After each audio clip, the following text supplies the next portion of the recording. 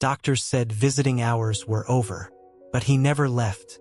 The hospital hallway smelled like antiseptic and fear.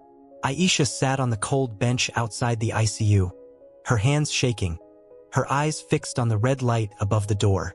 Inside, her mother was fighting for her life. Everyone else had gone home, except Zayan. "Go rest," she whispered, not looking at him. "You've been here all day." He shook his head. "I'm not tired." The nurse came out late that night and said gently, "Visiting hours are over. You'll have to leave." Zayan nodded politely, but when the nurse disappeared, he sat back down. Right there, outside the ICU. Hours passed. Aisha dozed off without realizing it. When she woke, her head was resting on his shoulder. He hadn't moved.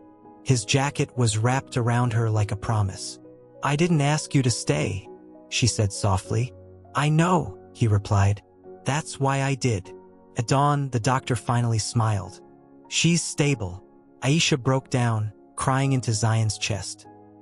He held her carefully, like she was made of glass, and kissed her forehead, slow, respectful, steady.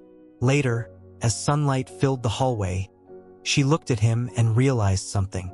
Love wasn't flowers. It wasn't big words. It was a man sitting on a hard hospital bench all night, just so she wouldn't be alone. Motivation and lesson. Real love doesn't show up only for happy moments. It stays when there's fear, silence, and uncertainty. If someone stands beside you when life is hardest, that's not just love. That's home. Red Heart.